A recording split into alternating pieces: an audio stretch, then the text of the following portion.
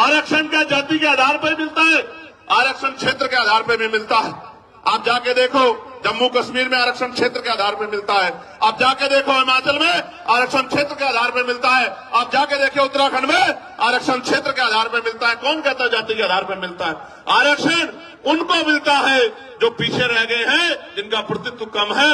और इस देश का मैं गारंटी से कहता हूं, कास्ट सेंसस करा के आप लोग डेटा उठा के लाइए, आइए डिबेट कीजिए और बताइए आपकी संख्या कम है। मैं गारंटी देता हूं, मैं चंद्रशेखर आजाद जो लोकसभा का सदस्य है और आजाद समाज पार्टी भीमान में कार्यकर्ता, में वचन दे कहता हूं, अगर किसी विभाग में आपका आरक्षण कम हुआ, चाहे वो विधानसभा हो या लोकसभा हो या कोई भी विभाग हो, अगर आपका आरक्षण, आपका प्रतिशत कम हुआ, मैं वचन देकर कहता हूं कि दलित पिछड़ों की लड़ाई को पीछे छोड़ के पहले आपकी लड़ाई लड़ने का काम करेंगे। इस बात का मैं आपको विश्वास दिलाता हूं। मैं संविधान को मानने वाला व्यक्ति हूं, न्यायप्रिय व्यक्ति हूं, इसलिए आपसे कह रहा हूं, तो मगर सच का सामना तो करना ही पड़ेगा।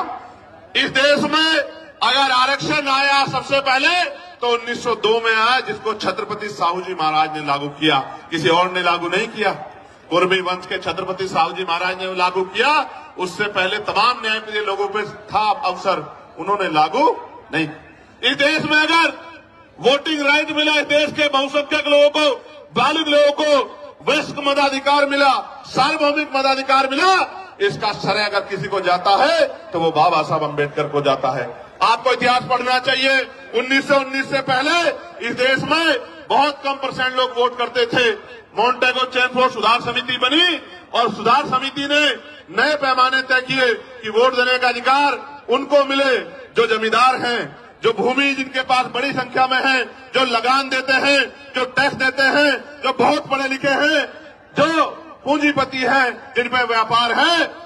आप इतिहास उठा के देखो, जिन्होंने ने आंख ही या जिनको अपने अधिकारों का पता ही संविधान के आने के बाद लगा है, उनकी संख्या कितनी रही होगी, आप इस बात को महसूस करके देखें। तो इसलिए मैं कह रहा हूं कि कुछ भी मांगने से नहीं मिला है। भारत